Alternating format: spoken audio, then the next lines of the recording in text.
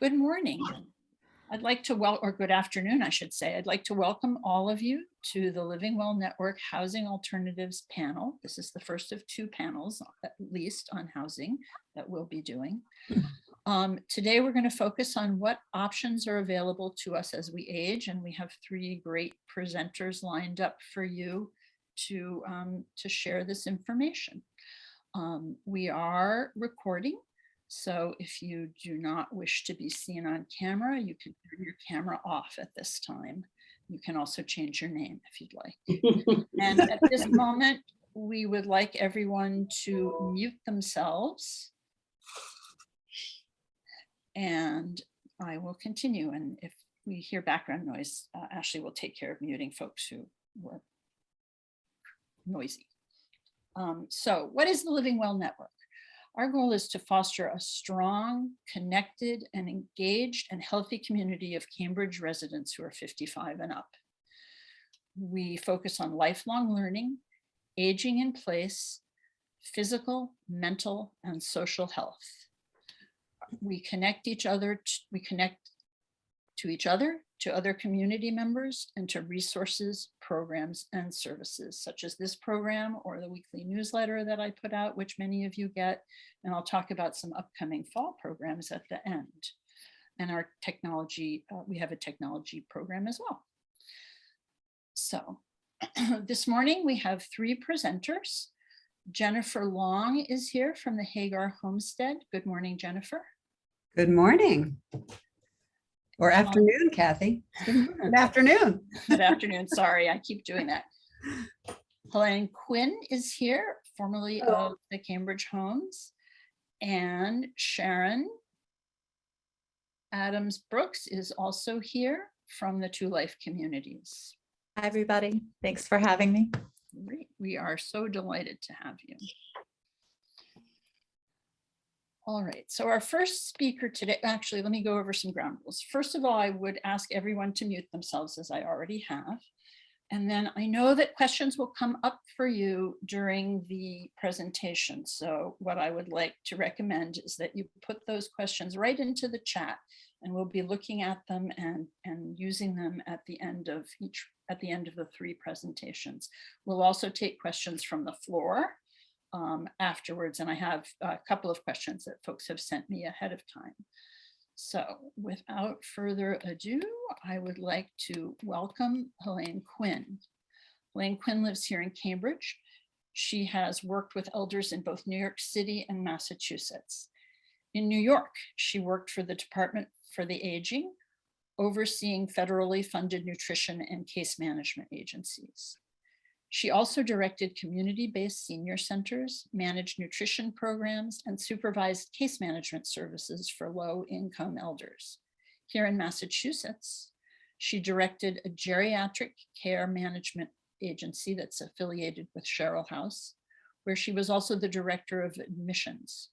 Sherrill House is a not-for-profit skilled nursing facility. Her most recent position was as the executive director of the Cambridge Homes, 140-ish-year-old not-for-profit assisted living community here in Cambridge.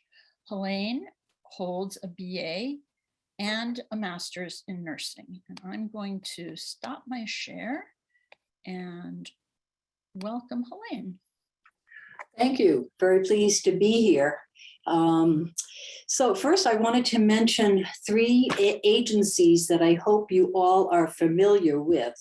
Later, we will send out the resource information about these agencies, but just to make sure, Somerville Cambridge Elder Services is our local area agency on aging, and they have the age info where they can access, answer your questions and answer about all the kinds of programs that they offer. Some of their programs are income limited, but not all of them, and certainly the information isn't. Another that you may be aware of is Payne Senior Services, very small organization affiliated with the Unitarian Church in Harvard Square. They have two social workers who can provide one-time assistance and guidance or ongoing case management, which is very important. They do charge a fee, but if someone is not able to pay, it's either very modest or no fee, because they do have an endowment to support them. And the third is Cambridge Neighbors, which I think you'll be hearing about later at another session. That's a membership organization that does charge fees, but they also have an opportunity to have some reduced fee memberships. So in terms of independent senior housing, in the surrounding communities, most of this type of housing is provided by not-for-profit agencies like Rogerson Communities, Boston Beacon Hill, Jamaica Plain, and Roslindale. The other, and you'll hear more about one of their programs later, To Life, which was formerly Jewish Community Housing for the Elderly. And they have senior housing with very, very service enriched. It's not assisted living, but very, very heavily serviced. Brighton, Brookline, Newton. Hebrew Senior Life has communities in Brookline, Revere, and they're going to be opening a new one up in Upton's Corner. Now here in Cambridge and Somerville, though, most of our senior housing or independent senior housing are part of our housing authority, both here and in Somerville.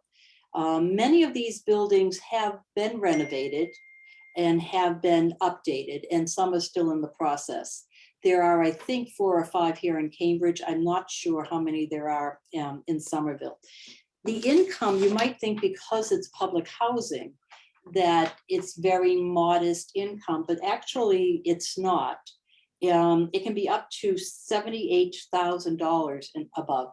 $78,000 for a single person and $89,000 for 2 people. We'll be sending along this chart too, just so you have that. One of these buildings, the JFK building in Central Square on Essex Street, actually has, in addition to the independent apartments, has a small program where the residents there can receive some assistance because of collaboration with the PACE program. But again, we don't really have those not-for-profit agencies like some of these other communities do have. But we have it mostly through our public housing. One other way to access affordable housing, although this is not specific for seniors, is through the Inclusionary rental program. Many of you, I'm sure, are aware of in Cambridge, Somerville, and probably all towns. When new buildings are constructed, the developers are required to set aside 20% of the units for low and moderate income people. So I have known of some elders who have been able to move into some of the buildings in Kendall Square. What makes it wonderful is that obviously these buildings have elevators, but they're not serviced buildings for seniors, but it's still a way to access a quite nice living situation. Another one is Just a Start. They own and run a number of buildings. I think it's about 15 in Cambridge, some of which have elevators. So again, someone looking, they have stairs, which is the impediment, but they don't want to move out of Cambridge. They may be eligible to move into one of these other buildings. So assisted living. I expect that people are somewhat familiar with assisted living. Here in Massachusetts, it's a social model. All of the assisted living communities in Massachusetts are certified by the Executive Office of Elder Affairs. So it's not a medical model. Some of the surrounding states like Connecticut and New Hampshire, the communities are actually able to provide more hands-on nursing care. And in some instances, they can actually administer medication. That's a big difference from the ones here in Massachusetts. Having said that, though, having run in assisted living for nearly 15 years, my experience was with good staff and creative nursing staff, you're pretty much able to help a resident figure out if it's putting drops in eyes or some lotions or some wound care, oftentimes through a method called hand over hand. The nurse can assist the person because the point is to make the person successful and to be able to stay in the community. So I think most assisted livings have figured that out. Also, from my experience at the Cambridge homes, very few people really left because they couldn't obtain the care that they needed there. Many times someone would stay and die at the Cambridge homes with hospice care, but that's certainly possible. So really, very few really needed to move on. Some people, because of maybe quite advanced dementia, and we didn't have a specified dementia program there. So in Cambridge, there are 4 assisted livings. The Cambridge homes, Uville, Neville Place, and Cadbury Commons. Now, Cadbury Commons and Neville Center do have specific dementia care units. The other 2 don't. In terms of cost, assisted living in Cambridge is quite costly. The national average is like $4,000 a month. Massachusetts brings it up to $5,600 a month, and of course Boston, Cambridge, $6,400 a month and higher. In Somerville, the Visiting Nurse Association does have 2 assisted living programs. Each building has about 100 apartments, all of which are 1 bedroom, and they charge a set fee of $4,950. Now, that includes everything, all the meals, transportation, activities, all of that.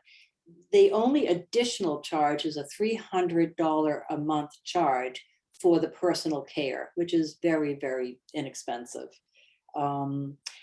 Some of their units, though, not everyone pays the $4,950 through either participation in the PACE program or some other Section 8 and some other programs.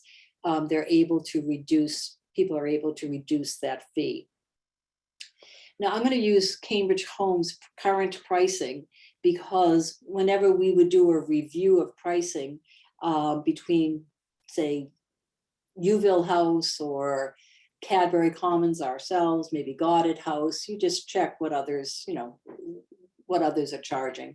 It was always basically the same, within 5% or so. So currently, Cambridge Homes studios are $6,300 a month up to $7,100. 1 bedrooms are $73.75 up to $83.75.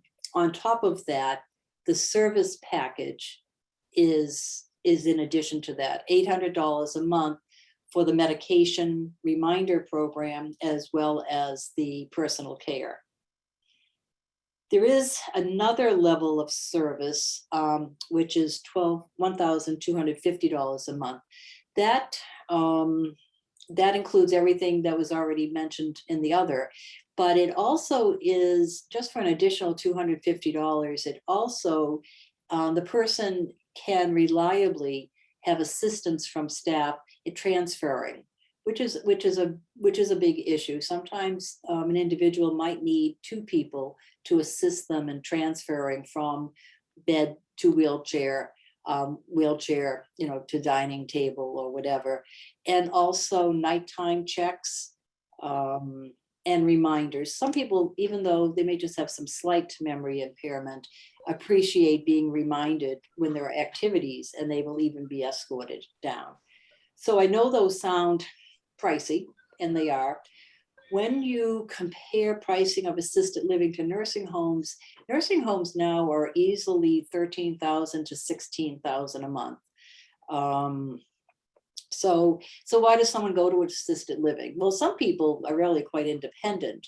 They want the activities, they want the security, they want to know someone will answer the call light at night, and they want not to have to deal with maintenance, and they want the meals. They no longer want to cook, or they have no interest in cooking.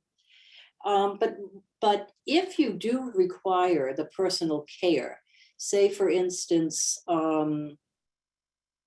it was sort of predictable times in terms of needing to sit on the toilet, or getting assistance with bathing or being escorted to meals.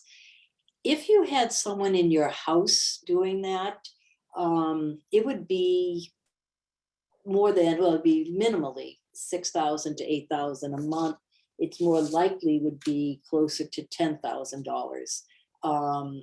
The cost of home care aides is about $28 an hour, up to $30 an hour. And one of the big problems right now, and it's really has increased with the pandemic, it's very hard to get aides, especially if you're not hiring them for a very long block of time, like 6 hours, 8 hours, 12 hours. So even Somerville Cambridge Elder Services that contracts out for these services, this is the first time in their history that they've actually had a wait list for people wanting homemaker or home health services. And I think the wait list is like 100 people now. So in their 50 years of operation, this is the first time that has happened. So that also makes it very difficult. Let's see.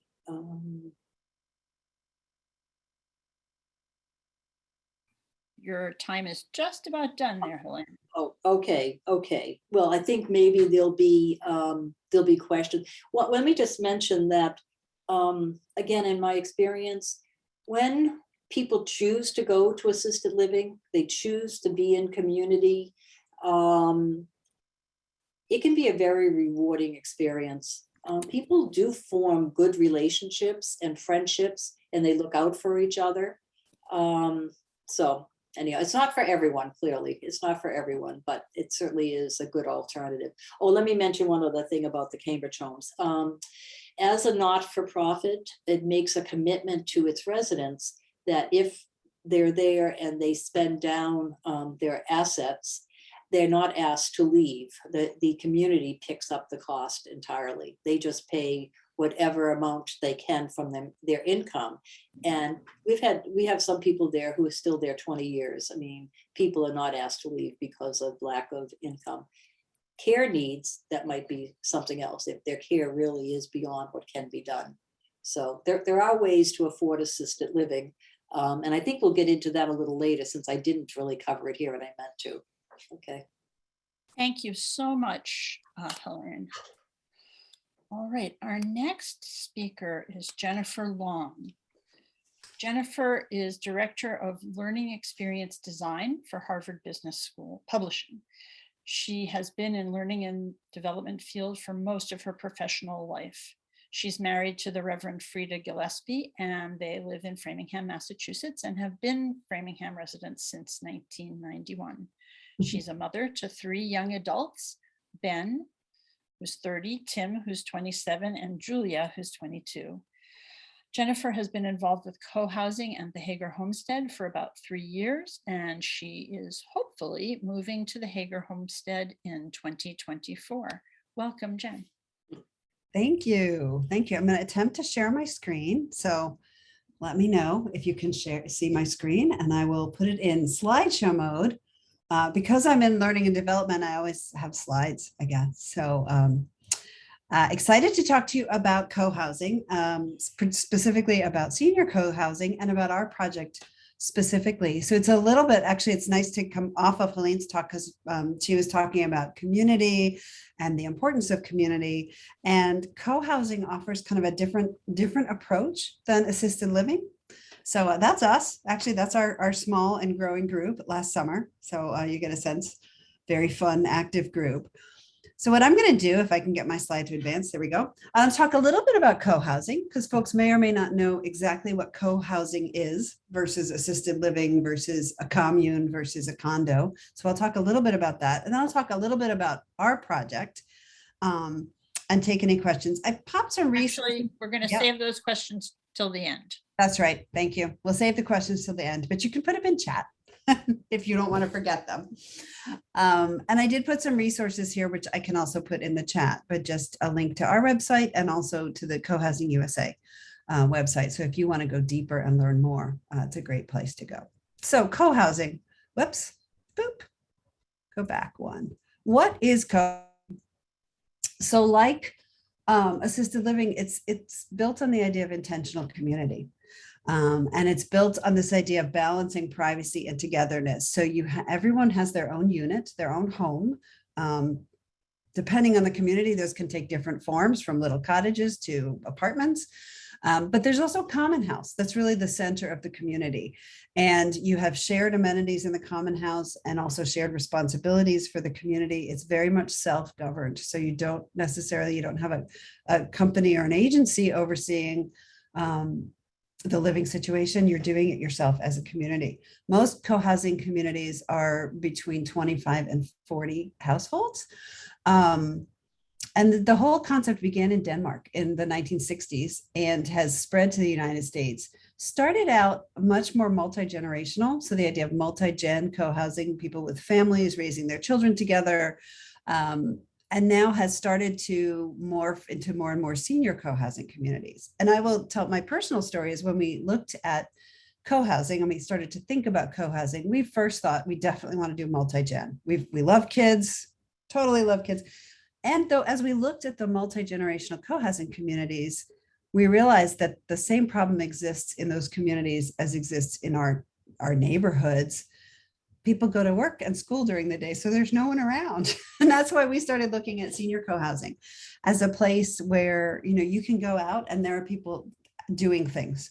There are activities, there's opportunities to share meals together. There's a combination of spontaneous and planned activities. So most co-housing communities, have maybe shared meals 2 or 3 times a week.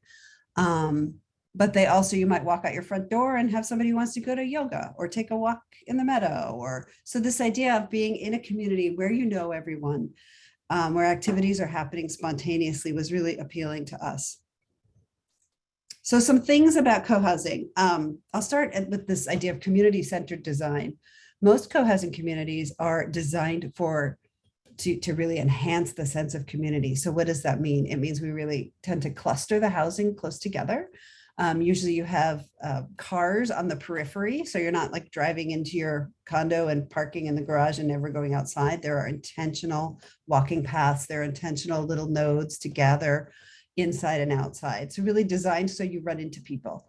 I mentioned shared amenities. The common house is the center of the community.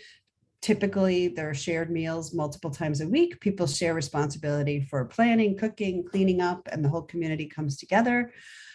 You also have your own kitchen. But the other shared amenities in our community, for example, is because most of us are downsizing to smaller homes, there's guest space in the common house. So people can come and visit. There's an exercise room. We have an active fiber arts group. So we have a fiber arts room planned and a community garden. So all sorts of amenities that you share. Not everyone has to have their own lawnmower, all those sorts of good things. I mentioned resident involvement because it is self-governing. So there's an expectation that you participate. That's part of being in the community. So the good news is you can probably find jobs to do that you like. So if you love to cook, that's awesome. I do not, but I'm happy to take care of the chickens, right? Or wash the dishes. And so the good news is people who love certain jobs can do those jobs and maybe don't have to do the stuff they don't like to do. The other thing I also emphasize, continuing around the circle, is the homes are privately owned. So legally, it's a condo structure. It's not like a commune. It's you own your condominium, you can sell your unit, but it really is, you would only want to buy into co-housing if you want to be part of a community, because that's really an expectation. And the last two, cooperative decision-making and all voices heard, are really important. Because I think anyone who's worked in a volunteer organization or really in any organization knows that it can be very hard to make decisions. So most co-housing communities, ours included, have a very structured process for decision making and for discussion. And in our community, we use something called sociocracy, which allows every voice to be heard before a decision is made, which really helps folks who might be shyer to speak up and helps folks like me who might butt in too much to be quiet and listen. And that is a key part of the community. And we all, everyone who comes to join our community goes through training on that so that it becomes part of the culture. So why co-housing? I think we've talked about some of it. It's the same, some of the same reasons one might consider assisted living, but you know the people who live around you. You have people who have your back. It's built-in opportunities for social connection, and we all know how important that is. That really helps extend our lives and keep us vibrant, sense of belonging. And in my case, one of the things that's really a driver is the folks in our community. We don't live in community yet, but we still talk multiple times a week and work on stuff. Really interesting people. So I'm excited about, learning to sew, learning more about gardening. I will share my music with people, so it's this opportunity to also learn from other folks who are interesting and active and fun. It is not a continuum of care kind of experience. So we also have to be really clear about when someone might not be a candidate for co-housing. I mean, the good news is we can do things like hire and share the cost of caregivers or home health aides. So it's likely that more than one of us will need them. So we can hire someone to clean 5 units or someone to come and do meals, or, we can share that cost. But if someone if someone's recovering from surgery, we can help each other out that way. But a long-term disability, a dementia, that's probably a reason that this would not be a good choice. Not set up for that, but set up for a lot of other things. And I love this little slide that one of my co-housing folks found, which is the little stick figure that says, I've got your back. That's the idea, is that we're there for each other. We're going to be as active, as engaged as we can, and we're going to have each other's back. So that's a little bit about co-housing. How am I doing on time, Elaine? Just to tell you a little bit about our project so you can read, like 3 minutes. Have 4 minutes left, or about. Excellent. I can talk fast. So a little bit about co-housing in general. I encourage you to pop some questions in the chat if you have specific questions, but then I will tell you about our project, which is the first senior co-housing development in New England. As I said, co-housing started with more multi-gen co-housing, multi-generational co-housing, a lot more senior co-housing starting mostly in Europe and coming over to this country. And we are happy to be the first in New England. For those of you who live in Boston, Cambridge, we are in Littleton. So it's, as I like to say, it's not the end of the world, but you can see it from there. It feels far away from the city, but it's really not, right? There's a train station, there's a commuter rail. It's Route 2 is terrible, but it's doable. So, I mean, I feel the same way living in Framingham. It's pretty far to go, but it's a beautiful, wonderful little town. We have 15 acres. We purchased 15 acres. We are building, you can see at the bottom right corner, we're building on about 3 of those acres, and the rest will be preserved as conservation land. So we have 12 acres of conservation land. We're putting in an easement so folk can walk. There's a park over here and there's the town hall on the other side, and we're putting in a walking trail for the residents of Littleton to connect those two. But really, we have a lovely spot right next to the senior center and the town hall and the library on one side and the Congregational Church on the other, and conservation land across the street and behind us. And our land backs up to the middle school. So that's kind of cool. And this gives you a sense of the site plan. And the main thing I want to point out here is you see the parking's on the periphery intentionally. There's covered parking and uncovered parking. And then the units, the housing is very clustered. And down here, there's a barn and a common garden. We are planning 26 units. 10 of those units are income restricted, so they're tied to area median income. They're also deed restricted if you want to resell them. So that's something to be aware of. And we have these various amenities. It is mostly new construction. It's as green as we can afford. New construction is expensive. So I would not say it's an inexpensive place to live, but when you move in, the sharing of amenities, the smaller housing footprint all contributes to lower cost of living. I'll share a little bit of rendering of this is the existing structure on the property, and we are preserving that. We're currently planning to put 4 units in the common house, in this house, in the Federal Colonial, which was built in 1795, and then adding on to that. So you can see we're preserving the structure off to the left and then adding on to it. So there's a larger building with about 15 apartments. And then down in the meadow, another cluster of cottages. And our timeline, we have 14 families involved now. We are looking at moving, and we're under construction. I have pictures. We may not have time for those, but we're looking at moving in 2023, 2024 timeframe. And this is just some of the things we do. Like I mentioned, even though we're not living together now, we are working together all the time. So we've got working circles, we're making all the decisions, we're working with the architects. This is not something that's being done for us. We are creating this. And it's great. So we are open if anyone's interested. If you know folks who are interested, it's a good time to get involved. You can really be part of the process. We worked with the architects to design. We worked with the engineers. We're, doing our own marketing. And then we have fun together too. We go on retreats. We have happy hour every Friday. We have coffee hour every Tuesday. We have fiber arts on Sundays, and both virtual and in person. 1 minute. That's a little bit of us. I'll flip you through some pictures. You can see we're under construction. These are probably more exciting to me than they are to you, but it gives you a sense that we are underway. You can see the Congregational Church in the distance there. That's our Mike, who's a birder. We have a pond and a lot of great birds, so he's out birding. And there we are last summer playing shuffleboard.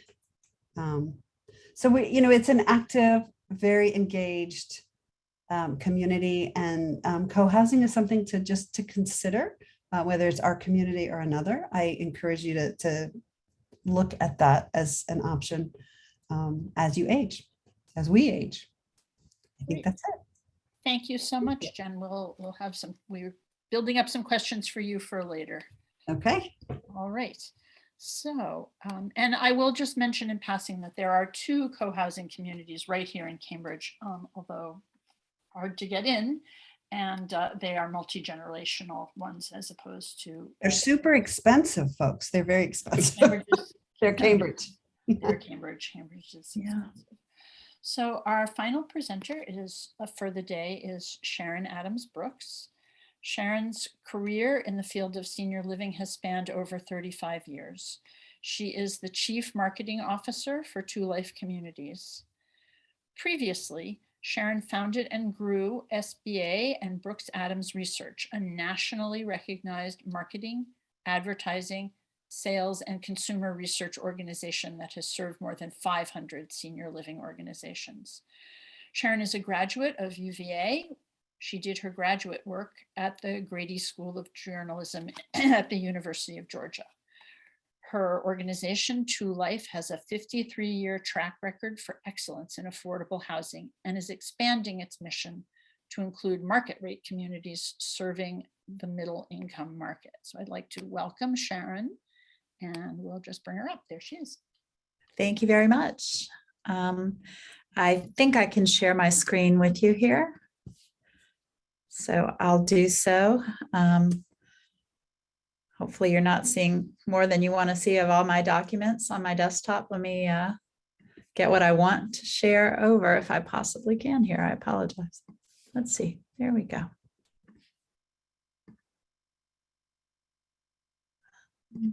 Okay. Everybody seeing my screen okay now? Great. Wonderful. So I'm really pleased to be with you all today. 2 very tough acts to follow and really fascinating presentations from both Helene and Jennifer.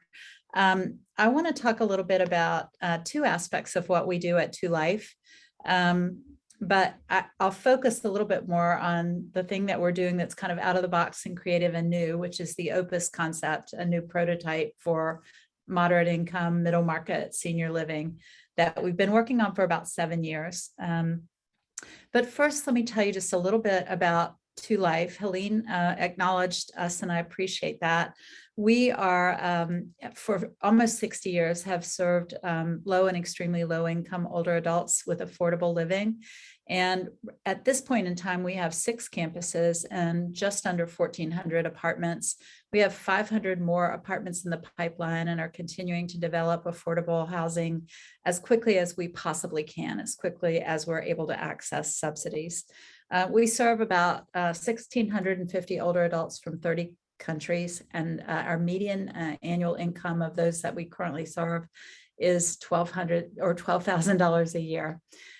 Like everyone else here, I think the thing we all agree on is the importance of community, and our programs are designed to really engage everyone in community. While we offer affordable housing, we also raise funds and develop funds in order to be able to create true senses of community with lifelong learning, that high level of engagement, and help with support with healthcare and care management, all kinds of amazing fitness and wellness programs. So the value of community is really very central to what we do.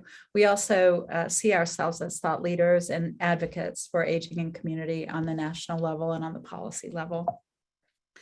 Let's see.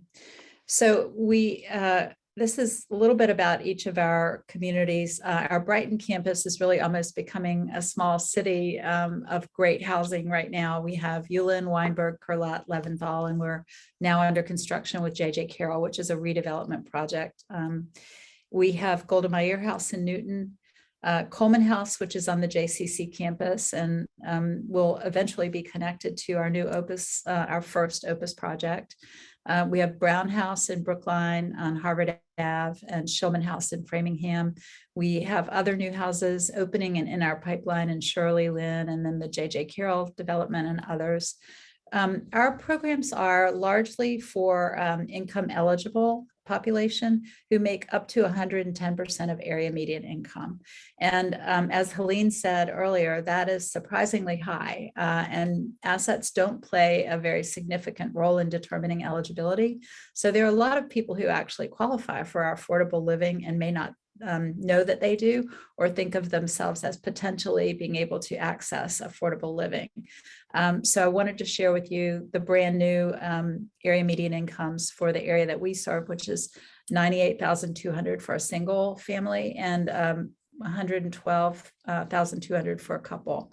And also in our communities, we do have some rental apartments that are market rate for people who are over income to qualify to live there. So if you're interested in these communities, you can learn more at twolifecommunities.org. Our core principle that really unites us and gets us all up and revs our engines up even before coffee in the morning is that we really believe that every older adult deserves the opportunity to live a full life of connection and purpose in a dynamic and supportive environment. Opus happened because about 7 years ago, we recognized that while there are solutions for low and extremely low income, and there are plenty of solutions for affluent older adults, there's 54% of the population that is somewhere in the middle. We call it the forgotten middle, or the market abyss, as our CEO refers to it, Amy Schechtman. And those folks don't really have a lot of options. They have too much money to qualify for government assistance, and they don't feel comfortable with what's out there in the market today at market rate. So about 7 years ago, we set out to come up with a creative prototype to solve that problem, or to begin solving it, and to serve as a model for other not-for-profit organizations across the country that might be interested in developing the same kind of communities. A little bit about why we believe so deeply in living in community. It is an amazing health benefit. It's a win-win situation in terms of both the cost of healthcare for our nation and in terms of the quality of life for the people who live in community. 60% of health is not actually your gene pool. It's not about your doctor. It's not about your hospital. It's completely social, environmental, and behavioral. And social isolation in older adults carries with it tremendous cost. 30% increased risk of coronary artery disease, a 45% risk of early mortality, and a 50% increased risk of memory loss. So the benefits of living in community are amazing. And that's why we really conceived of Opus, because that middle market just does not have the resources to afford senior living. And that middle market nationwide is 14 million older adults by 2030. So what we did with Opus is just to turn the old model of a continuum of care and a senior living community on its head. There are 4 tenets to that. The first one is that rather than build an exclusive community that's self-contained and has multiple restaurants and its own swimming pool and fitness center, we want to locate in vibrant communities where we can be part of a community, a larger community, as well as a community of our own, and can access those kinds of amenities within the larger community. For example, our first campus will be co-located with Coleman House and also on the campus of the JCC. We're adjacent to Newton Community Farm, and we have 2 amazing parks within walking distance. So we access those kinds of things rather than building our own little city. And that saves dollars. The second thing is, instead of moving the person to the care, so in a continuum of care, you typically move in independent and you have to move if you need assistance and move again if you need nursing. Our model is to bring the care to the person. And we know from our affordable housing experience that very few people really need to move to a nursing home or even to assisted living if they have access to good in-home care.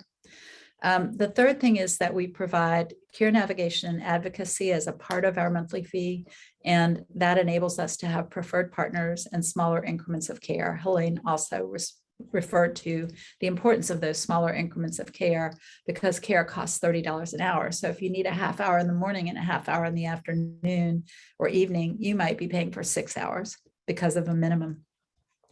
And then finally, the fourth tenet of affordability for us is meaningful volunteerism. Everyone who lives at Opus will give 10 hours a month of what we call Opus time, a little bit similar to what Jennifer was talking about in her co-op model. And this is time that people will contribute to the community to make it a better place to live, whether it's teaching a class or sitting with someone while a spouse goes out, or tending a pet while people are away, or growing herbs for the chef, or hostessing a breakfast or special event. All those things fall under our Opus time model. Our first Opus will be located on the campus of the JCC in Newton. At Winchester and Manhattan Streets. It's 174 apartments with 6 stories of apartments, over 2 stories of garage parking. Our apartments range in size from 650 to 1,350 square feet. We have, we have 12 floor plans, but 8 main types. And then we will have a restaurant, which is sort of a flex space restaurant that can get smaller and larger. We'll have classrooms, small fitness, but the JCC is our main fitness center, gathering spaces, and then outdoor amenities on the campus. The way we did this was to leverage home equity. So when people sell their homes, they'll pay an upfront component to residency, which is 80% refundable to them or their estate. That 80% refundable component of what you pay in can be accessed to fund housing and healthcare if you run out of all other funds. So it serves almost like a second mortgage. You borrow against that and draw down against it if you need it. Our monthly fees, in contrast to assisted living monthly fees and CCRC monthly fees, start under $2,000 and stay under $5,000 for 2 people in our largest apartment. And those are in 2025 pricing. So that's, approximately 12% more than today. And I've already talked about borrowing against it. A lot is included. 7 or 8 checks that people are writing individually in their own homes are all rolled into the monthly fee at Opus. So all the things that you see on the screen are included. There are no property taxes. So most people actually will pay the same or less than they're spending to live in their own home when they live at Opus. And what that enables is to have those extra dollars available to them so that as they have care needs, those care needs don't become untenable. This is the site plan, just to show you what we'll be doing. The road now goes right through here where my cursor is, and we'll be rerouting the road to build Opus Newton and a 2-story connector that will connect to our affordable living community, Coleman House. And this community will be, I think, really the first of its kind in the country that is income inclusive. So the populations of Coleman House and Opus will be sharing resources, sharing community spaces, and in general, sharing the sense of community that they'll build together. And we're excited about that. We will be Passive House certified in the apartments and LEED Green certifiable in the entire new project. It's a tight building with healthy construction materials. That's a quick picture of it. Architect's rendering of it. This is Coleman 1 and Coleman 2, the 2-story connector, and then Opus. Our timeline is that we received unanimous approval from Newton City Council in September of last year, and we started a priority program in November of last year. We began taking actual apartment reservations in April. Our financing requires that we get to 75% of the 164 apartments reserved. There actually are 174 apartments. One is for a site rep who is available 24/7 to residents, and the other 9 are inclusionary zoning apartments. And Helene also mentioned IZ as an option for people. They'll be assigned via a lottery system.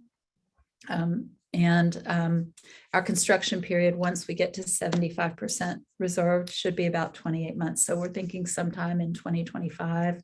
I told you a little bit about our monthly fees. Our upfront Opus share component starts at $391,000 and goes up to just under $1 million, depending on the size of the apartment. And again, that's 80% refundable. And I'll wait for Kathy to direct our questions and answers. Thank you. Thank you, Sharon. That was right on time. Perfect. Thank you so much. All right. So today we are going to start with some questions that have come in the chat, and then we'll take a few from the chat, and then we'll take a few from participants. I want to suggest that if folks don't know how to do this, that you use the Zoom app to ask your questions. If you go down, for those who aren't familiar with this, if you go down to where all the little Zoom commands are and find the little happy face that says reaction, the most prominent one at the bottom is the one that says raise hand. So we'll take some of those questions from the floor after the first questions here. So this is a question from Jen, I believe, to Helene about asset restrictions in addition to income restrictions. And I'll just say before I give this over to Helene, that because my background is in affordable housing, that it depends on the project. Each project is different. It depends on the funding for the project and the project mission and goals. So Helene, do you want to say anything about this first? No, that's exactly right. That's exactly right. Neville Place in Cambridge does participate in a variety of programs that allow people to live there in the assisted living at more affordable cost.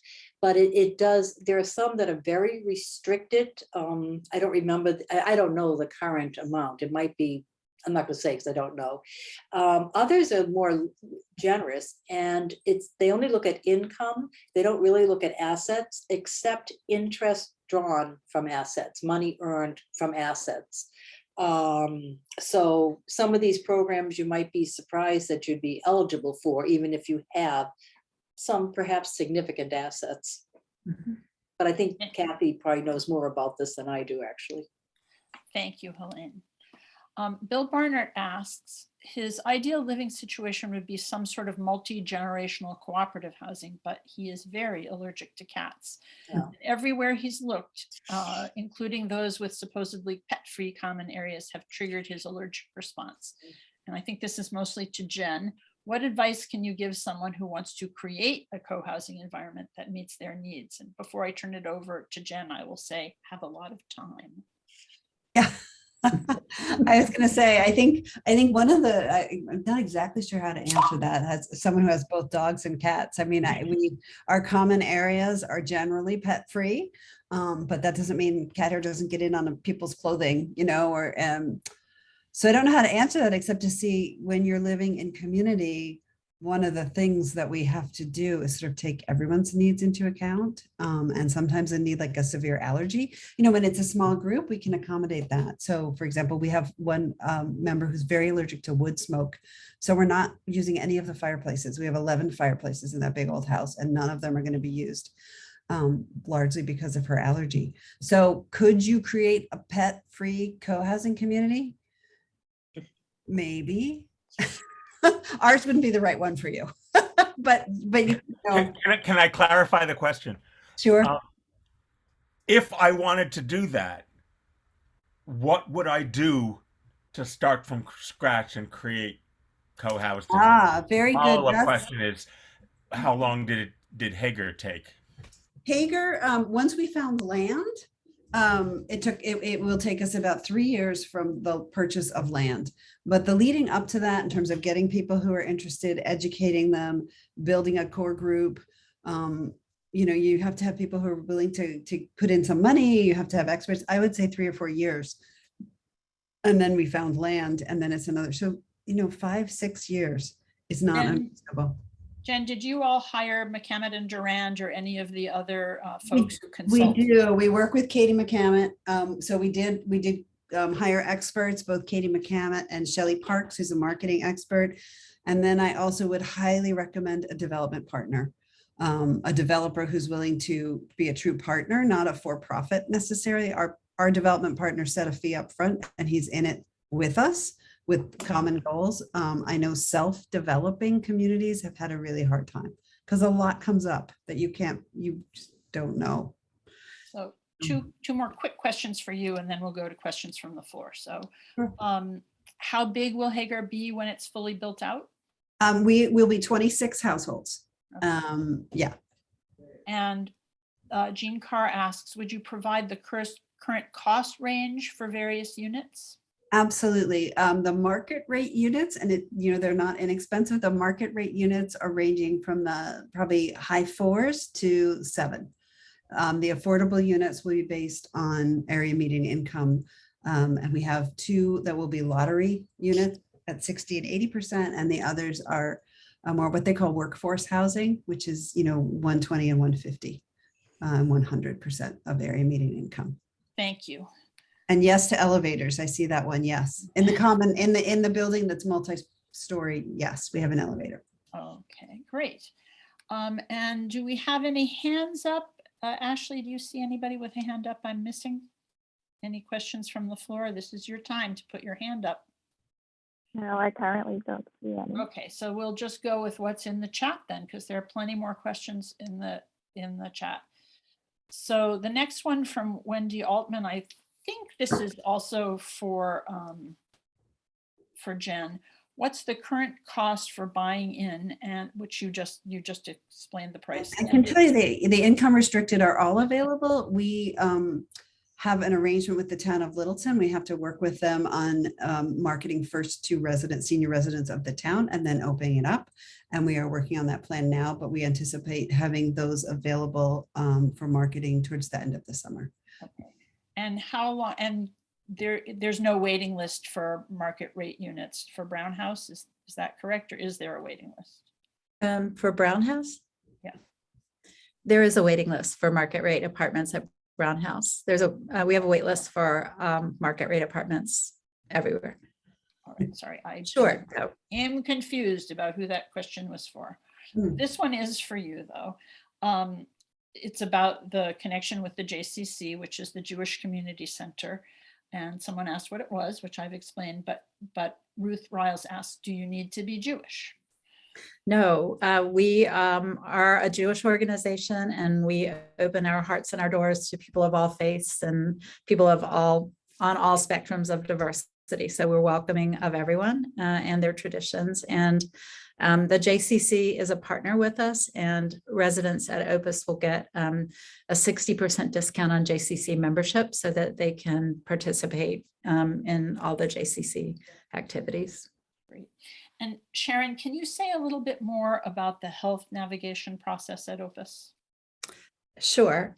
So our healthcare navigators will be on our staff, and it's included in the monthly fee for people to access them for advice.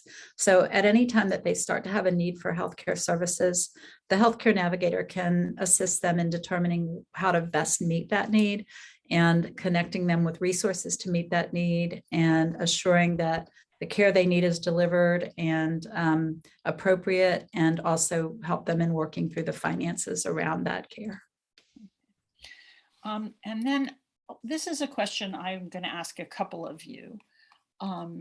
We'll start with you, Sharon. When do you think is the best time for people to start thinking about the possibility of moving into some sort of community, independent, or assisted living? I actually think the sooner the better. And I've been doing this since I was 26 years old, which was a while ago. And I have really seen that the people who thrive and the people who get all those health benefits that I talked about from living in community are the people who have the courage to move in young, and young being 70, 75. And I think thinking about it even before that and understanding the way it works and thinking about where you want to be and answering really hard questions about who you trust and who you want to live with is super important. So I would say, you know, in your 60s is time to start that process of thinking and planning ahead. And if you're brave enough and strong enough to do it, which, you know, I'm starting to have to listen to my own advice now.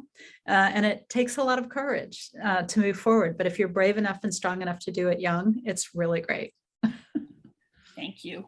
I'm going to point the same question to Helene. In terms of assisted living, I think a good 6 months out. Quality assisted living places have wait lists, and you don't want to wait till the last minute. I mean, thinking about it ahead of time, but in fact, 6 months should be a good enough time to be able to get into a place. And what about, I know that at the last place where you worked, which is how I know you, you have independent living as well. What about that? Same thing? Well, basically the same thing. I mean, the people at the Cambridge homes, many of them way up in their 80s and 90s were still and continue to be so independent. It was really quite remarkable. Yes, because basically the apartments aren't separate from independent or assisted. It's bringing the services in. So yes, I would say the same thing, about 6 months. Great, thank you. Our next question is a question that Ray asked to Jen, asking her to say just a little bit more about sociocracy. Is that a process that could be useful in other kinds of communities? And Jen has put a link in the chat, but I will let Jen address this question as well. I would say 100% yes. It takes a while to learn it. And in all honesty, when I first experienced it, being used to kind of the corporate world where you just try to talk louder and faster than everybody else to get your point across, it was a little frustrating because it really is a process where, you know, you put a question on the table and everyone has their opportunity to respond. But I have come to appreciate it so much because we always get to better decisions when we take a little bit more time to listen. So I highly recommend it. There's a website I put in the chat called Sociocracy for All. There's a book called Many Voices, One Song. And if it's something you're interested in for, you know, any group, really, nonprofit, volunteer, board, you know, community, it's worth looking at. Thank you. Another question for you, just a clarification. You said the range for Hager was 4 to 7. Is that 400,000 to 700,000? Yes, and that is market rate. And those are 1 and 2 bedroom, and some have dens and like square footage from say 800 to 1,300 square feet. And then Wendy asks, how, this is I think for various of you, how long are the waiting lists on each of the limited income homes? And do you have an answer for that? You have no waiting list for your limited income? Jen? Oh, for us, I'm sorry. I didn't realize it was for, we haven't started marketing them, so there is no waiting list. What we are going to be doing is, again, we have to work with Littleton, but we will be starting what we call an explorer program. So if you think you qualify, this will be towards the end of the summer, we would ask you to join the community and get to know us, spend time with us, attend working goals, really make sure this is something that you want to do for at least a couple of months. And then you would be qualified to join the community. We do not have a waiting list. We do have what we call a priority list right now for market rate units for folks who maybe aren't quite ready, but think they'd like to do this in the future.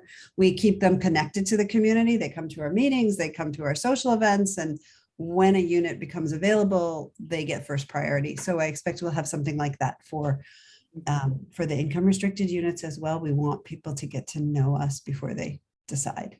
Great, thank you. And then the same question for Sharon. And in fact, it asks you, Sharon, particularly about, I think, where is it, Brown? Coleman. Our waiting list timelines vary. I think the Coleman House wait list is fairly long, probably 3 years, 4 years. I don't know the exact length. It changes from day to day and year to year, but it's a good amount of time. Our newer communities like Brown House have a little bit shorter wait list, but they also have fewer apartments. So we're not sure, exactly what the absorption rate's going to be at Brown because it's so new. The good news is we generally have some solution for most people within 6 to 8 months. So I would just encourage people to reach out. All right. Wendy, you had a clarification on that question. Would you like to unmute yourself and ask it? No, I was asking for all of the, like the different, not just Coleman House, but the other ones on that list. Because my experience has been that they're at least 2, 3, 4 years old. And I was on the Coleman list already 2 or 3 years ago, and now it's going to be another 2, 3, 4 years, because what you're not hearing is that the construction stopped probably everywhere during COVID, and not at Coleman House. Well, I'm not sure because they were doing theirs internally, but that's what I'm interested in. Wendy, if you're on the Coleman House list, we're probably in a little bit of a holding pattern right now because we're doing a $35,000 renovation of the entire complex. And so we're having to move people out of their apartments and into others. So we have a number of apartments that are off the market for a bit. So Well, we're just going on. That's been going on since before COVID. Yeah, and it will continue on for another couple of years, but we're just keeping about 9 apartments at a time out of circulation. So just get back in touch and stay on the list. And then there are other options. That's what I was asking about, the other options. Yeah, each of our The waiting list, I guess, besides Brown, because you mentioned that already. Each one has a wait list. Some of them are shorter than others. And if you get in touch with our leasing office, they'll share the exact lengths with you. Okay. Thank you, Wendy and Sharon. So I'm going to ask the same question of Helene, because I know that the Cambridge Homes has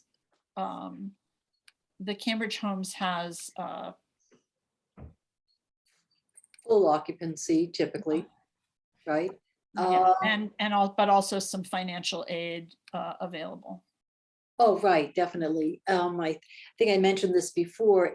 And someone becomes a resident of the Cambridge Homes makes the commitment to keep the person as long as their care needs can be met there, and regardless of income at that point or assets. Currently, I think the yearly figure is about $900,000 that is used from the endowment and fundraising for the scholarship program. Thank you, Helene. I wanted to mention something else though, and as part of the resource material, be sending out, this is a guide to how to pay for assisted living, and it was put together by Senior Living Residences, which is actually the management company I worked for when I was running the Cambridge Homes.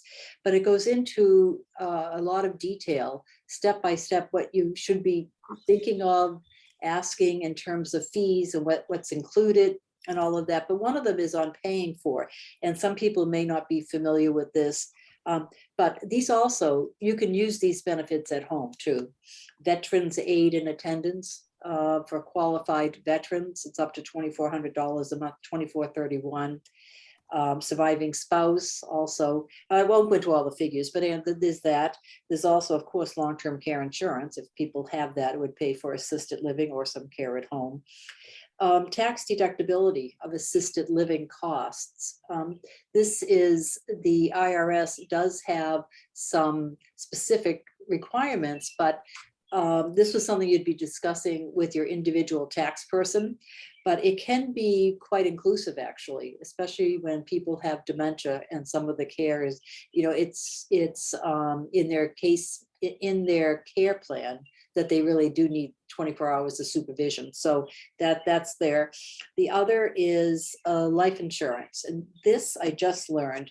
I guess life insurance policies, some of them can be transitioned to a monthly life care amount. And so I have to look at a little more into that. I don't quite understand that. But I mean, the gist of it is that you have a life insurance policy, you may convert that into being able to get a certain amount per month. And the value of that could be higher in the end than what your cash in value was of the life insurance policy. So, and the HUD programs, PACE program, there are a lot of different programs.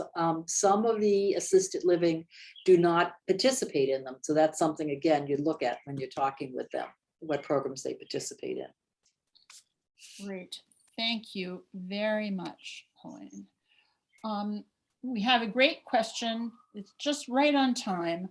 Oh, wait, before we get to that, there's a general question from Esther Torum, which is sort of what we've been talking about in the past few minutes, which are, so I would say, what other recommendations should you have for what middle income people should do now? And I'll point that to Sharon first and then back to Helene. Yeah, it's a really good question. I would say that, the options that are open to middle income individuals right now are, aging in place, staying at home, and trying to find a village organization to support that, which I think is really valuable. There is also the option of moving to a community that you'll stay at until your needs change and then move again, and just being aware of that and planning for that. So there's really just not a lot out there. And that's the reason that we felt like we needed to sort of step into that gap. Thank you. Helene, do you want to add anything to that? Yeah, there's a couple of other communities. The Sophia Snow community in JP Roslindale. Interesting concept. I think it's rather similar to what you're talking about with the Opus program. Somewhat modest monthly rates. Say now they might be $1,000 a month. I knew it several years ago, it was $850 or something. But the point is that someone who sold a house may have, in a middle income neighborhood, would have money like $200,000 to put down. And then the monthly amount is modest, and that covers the taxes and the heat, the insurance. So you really have this nice model, and it is built. The independent apartments, the 66 of them, are on the same site as their level 4 rest home. So there is the opportunity to be able to buy meals and to buy housekeeping services and whatever. So it's the same kind of concept.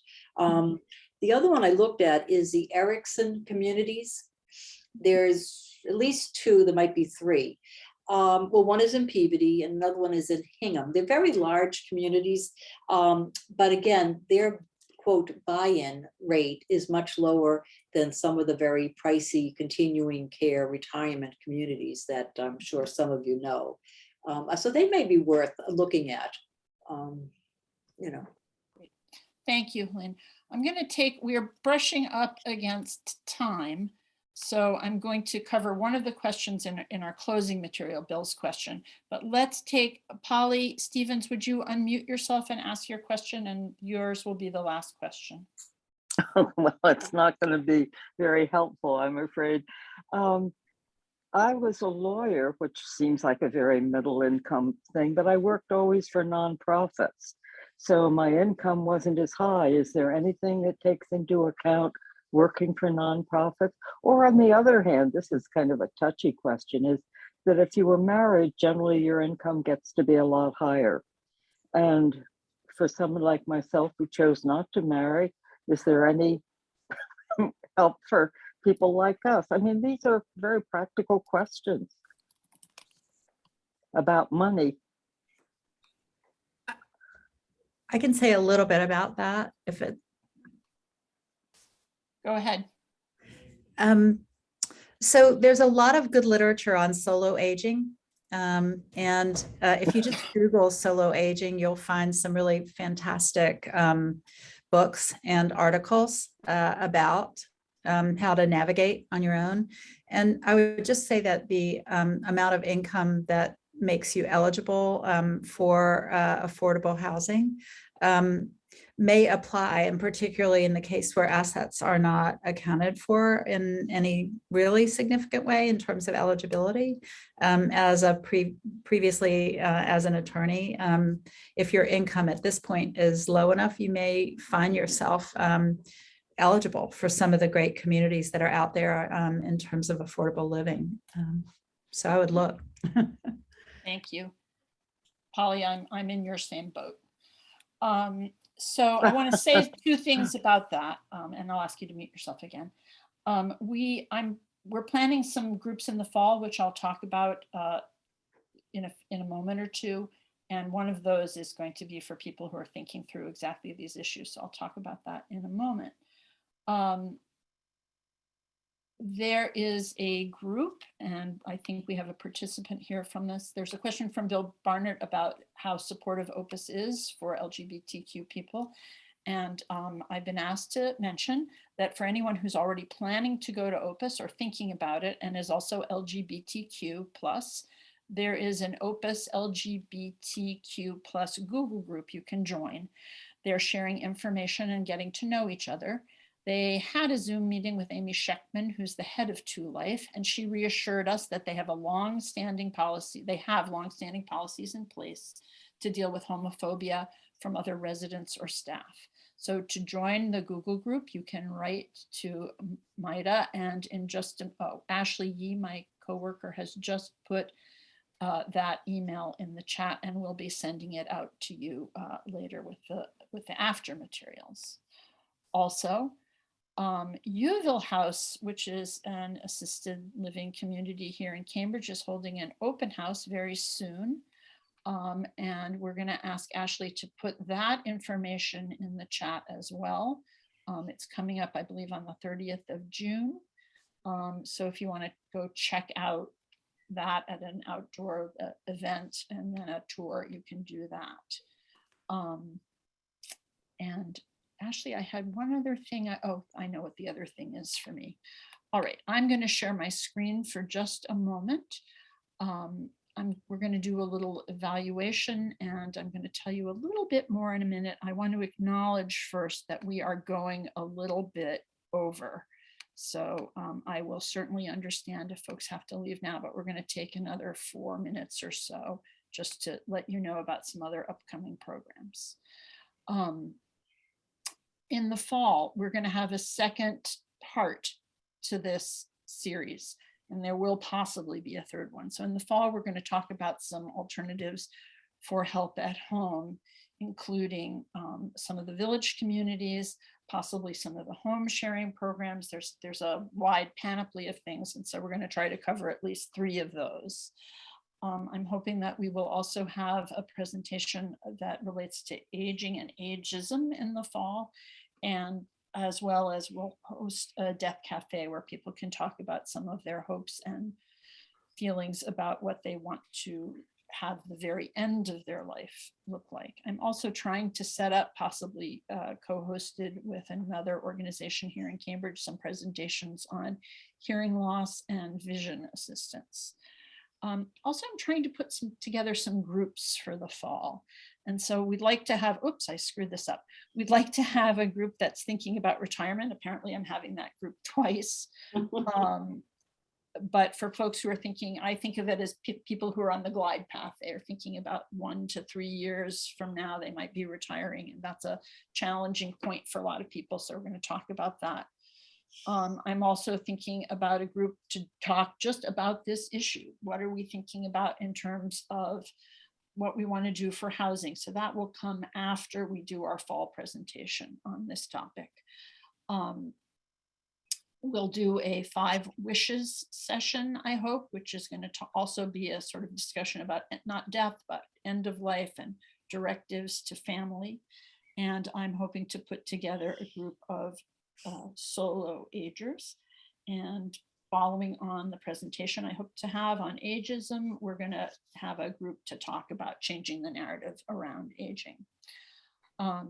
If you'd like to learn more about the Living Well Network, if you're not already a member, you can contact me at the email address that Ashley is about to put in the chat, and that we'll send out again to people. You can subscribe to our newsletter by asking me how to do that, or by visiting our website, which I have put up on the chat here.